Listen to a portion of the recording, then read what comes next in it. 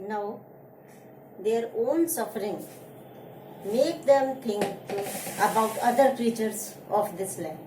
अपनी खुद की सफरिंग जब होती है हो उनके हृदय में, तो उनको इस सृष्टि के दूसरे लोगों की तरफ, दूसरे प्राणियों की तरफ ध्यान जाता है। तो वो कहते हैं while all things else have rest, बाकी जितने भी थिंग्स हैं, यानी कि जितने भी दूसरे क्रीचर्स हैं इस क्रिएशन के, they have rest, उनको रेस्ट मिल जाता है फ्रॉम weariness, मतलब whenever they are tired, weariness मतलब टायरसमनेस मतलब कि थकान। जब भी दूसरे प्राणियों को, दूसरे जीवों को थकान होती है तो उनको रेस्ट मिल जाता है। क्वेश्चन मार्क पूछ रहे हैं वो कि हम ही क्यों बर्डन मिलता है सफरिंग का, जबकि इस पृथ्वी पर, on this land, in this creation, all the creatures when they are tired then they get the rest, and in this way their tiresomeness is removed, their fatigue is removed and they take rest. But it says for human beings there is no rest. तो आगे कहते हैं all things have rest. It is a repetition. Repetition जो है वो इस बात का प्रूफ है कि उनको बहुत ज़्यादा सफरिंग हो रही है ये सोच करके।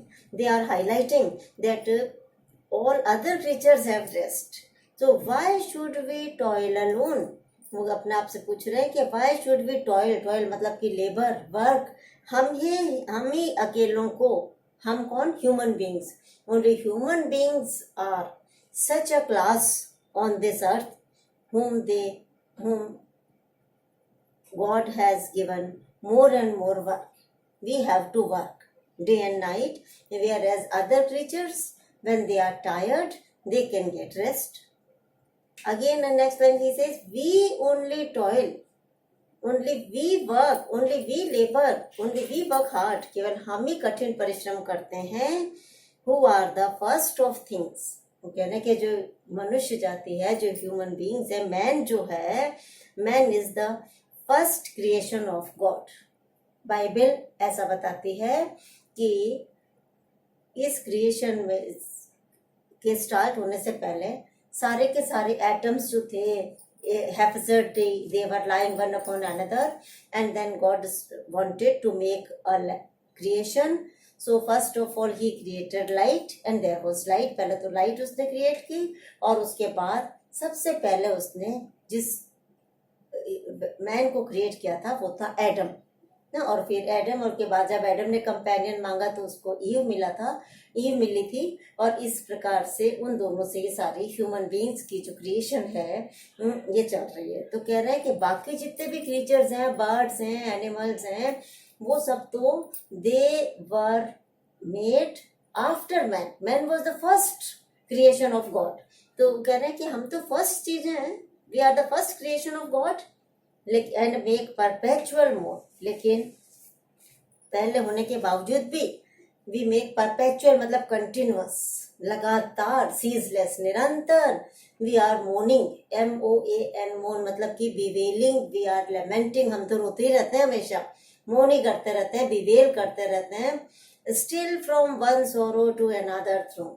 और कह रहा है स्टिल मतलब कि ऑलवेज, हमेशा. हमारे तो कभी सोरो से अंत ही नहीं होता. सोरो मतलब कि हमारी सैडनेस, हमारी मेलनकली, जो दुख है, जो हमारी सफरिंग है, एक पीड़ा खत्म नहीं होती कि we are given another kind of suffering.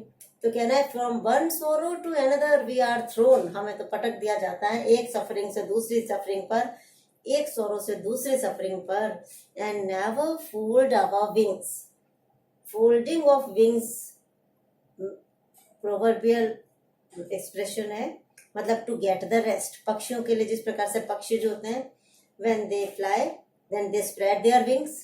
जब उड़ते हैं तो वो पंखों को फैलाए रखते हैं, और जब उनकी जर्नी खत्म हो जाती है तो they fold their wings, अपने पंखों को समेट लेना, यानी कि रेस्ट करना. तो लेकिन कह रहा हमारे लिए तो कोई रेस्ट ही नहीं है. we never fold our wings. हमको we don't get rest and cease from wandering. cease means to stop. हम तो कभी रुकते ही नहीं है wandering से, roaming से, मतलब क्योंकि the reference is to the Trojan Wars. For the past 10 years they have been struggling, they have been fighting in the Trojan Wars. तो कह रहे हम तो, और फिर उसके बाद भी when they are returning to Ithaca, अपनी लैंड पर जा रहे हैं जब, तब भी उनको बहुत सारे एडवेंचर्स करने पड़े हैं, बहुत सारे सफरिंग्स का सामना करना पड़ा है। तो कह रहे हैं हम तो कभी भी सीज नहीं करते, वी नेवर सीज और वी नेवर स्टॉप फ्रॉम रोमिंग्स, भटकने से इधर से उधर हम मूव कर रहे हैं, नॉर स्टीप अवर ब्रोज, अरे हम तो अपने ब्रोज को, ब्रोज आईब्रोज से मतलब यहाँ पे फोरहेड्स है, कि हम कभी अपने फोरहेड पर रब नहीं कर सकते हैं। द स्लम्बर्स, स्लम्बर होती स्लीप्स, होली बाम, मेटाफर लिया गया है, और नींद को जो है, स्लीप को एक प्रकार की होली बाम कहा गया। होली इसलिए क्योंकि it is God given gift, क्योंकि हम कितने भी थके हुए हों, जब एक बार हम सो लेते हैं, नींद अच्छी आ जाती है, साउंड स्लीप हो जाती है, तो अवर टायरसमनेस इज रिमूव्ड। तो इसलिए इस स्लीप को क्या कहा गया, बाम कहा गया। Balm is the ointment which remove the pain of the body. तो ये एक ऐसी होली बाम है, एक ऐसी गॉड गिवन ऑइंटमेंट है विच मेक्स आवर टायरसमनेस